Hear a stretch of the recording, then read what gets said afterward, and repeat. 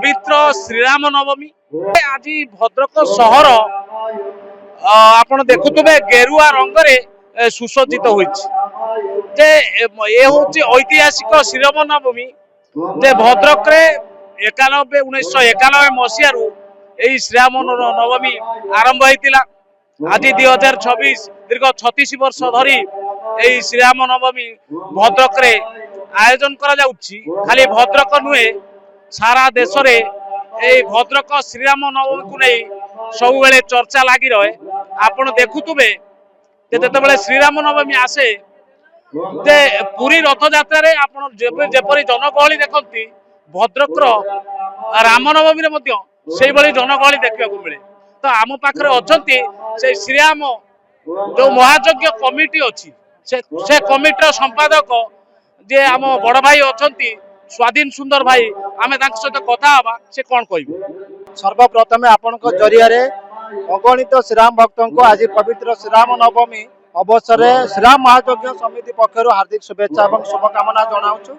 आम समस्ते गौरवान्वित जे आम समस्ते सनातनी हिंदू एवं श्रीराम सेवक मर्यादा पुरुषोत्तम श्रीराम आम समस्त राष्ट्रीय धर्मर प्रेरणार उत्सव आज तांकर जन्मोत्सव 1991 मसीह जमी आप कहते 36 वर्ष धरी ए भद्रक माटी रे श्रीराम नवमी महोत्सव अति गौरवर सह आगे चली। आज नगर संकीर्तन शोभा आज श्रीराम नवमी महायज्ञर शेष दिन एवं आज समारोप दिन यह समारोप दिन में एक विशाल नगर संकीर्तन शोभा आरंभ होगा जाऊँगी।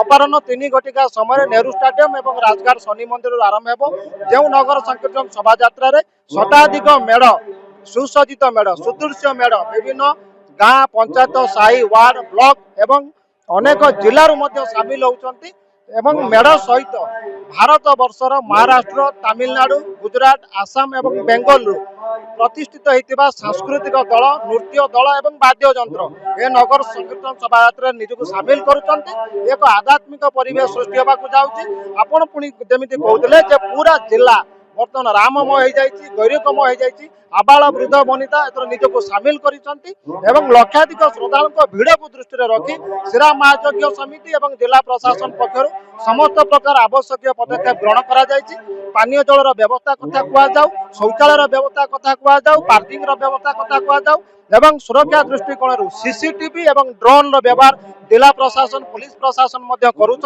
सबुठ बड़ कथा रंधा खाद्य एवं सुखिला खाद्य आमे पूरा राति तमाम जोगाण करा विभिन्न छक मानक सामाजिक संगठन आध्यात्मिक संगठन पक्षर से बंटन प्रक्रिया निजक सामिल करुँच। आमे आशावादी अच्छु चलित वर्षर श्रीराम नवमी महोत्सव एवं नगर संकीर्तन शोभा ऐतिहासिक एवं स्मरणीय होब।